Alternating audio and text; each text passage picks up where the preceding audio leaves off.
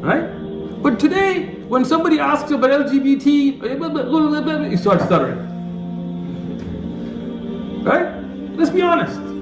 You make conferences about it and then you just... I want to make a point, because how many believers does he have with him? None.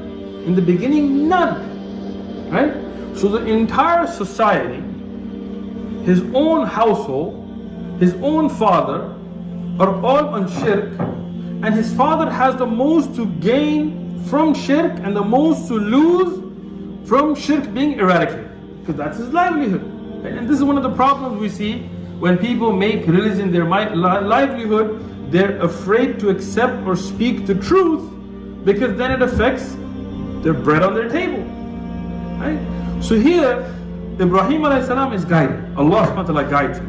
But he has to stand up against the entire society. Now, why am I emphasizing on this? Because today, every one of us sitting here is thinking, I would do that. And if I was Ibrahim alayhi salam, yeah, and I would be like, Dad, this is wrong.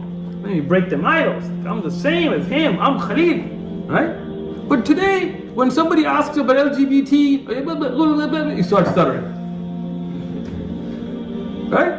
Let's be honest. You make conferences about it and then you just drive around. Somebody asks about hudud, you're like, You're not able, with all these masajid and millions of Muslims and in America and 1 billion, 2 billion, 1.5 billion, whatever around the world, and ulama and du'at and all this stuff with you, and you're not able to stand up on Islam. You're afraid of fundings, you're afraid of labels, you're afraid of whatever else you're afraid of other than Allah, but you're afraid of all those things. Our ai''imma, our leaders out there trying to find the tightest suits that they can wear and the cleanest shaves that they can have, and how small can I get my beard and still be considered? Like, I shaved earlier this morning and now a little bit stubble has come. That's a beard. And they know better. But why? Because the societal pressure. They can't stand to it. Now imagine Ibrahim alayhi salam, one man. That's why he was an ummah by himself. Everybody's against him. He sees the haqq, he stands on. And that's why Imam al-Dhahabi says about Ibrahim alayhi salam. He says that he was implementing here the Amr bil Ma'ruf and Nahy al Munkar by breaking the statues. This is what the implementation was coming. That against all odds, he went and did what he was ordered to do. Now think about that as an ummah. Today, if you are by yourself, in an entire society against you, your father against you, your family against you, the government against you, the king against you, the military against you, no supporters. The only person from his own people that believed in him was Lut, alayhi salatu wasalam, and that was later.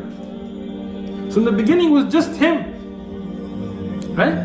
Even then, he went into their place of worship and broke their idols. He didn't steal them and sell them. He didn't go and try to... And today in our ummah, oh yeah, I'm going to go there. You know where I'm going. Today in our ummah, when you have an entire land of Muslims, and they're Muslims, you don't actually have anybody worshipping this big thing in a mountain there. There's nobody that's there, that lives there, that even goes and worships it. It's not even a church or a temple. It's just a big old statue in the size of a mountain. And some people say, hey, you know what? Why do we have a big old shirk idol on the size of a mountain? Let's get rid of it, right? Hey, no. I can't believe they did that. They could have sold it. Oh yeah, that's great. So they can worship it somewhere else. One of the great personalities in Islamic history from Afghanistan, he conquered India, and when the statues were brought to him, and these were gold and amazing and whatever, very valuable statues to the Hindus, right? And the people told him, hey, you know what, don't break them, because you can sell them. The Hindus came and they said, we got money, we got money, we'll buy them from you, we'll buy them for great amounts of money. He said, I would rather be remembered in history as the breaker of statues, not the seller of statues. Today we have conferences in America of our imams and ai talking about the horrible crime committed against humanity by breaking a statue, and they talk about how Islam orders us to protect. What? What are you talking about? Come on. Right? You think Rasulullah sallallahu alaihi wasallam went into the Kaaba and said, hey, who wants to buy this statue? Going once, going twice? Is there a bidding war? La.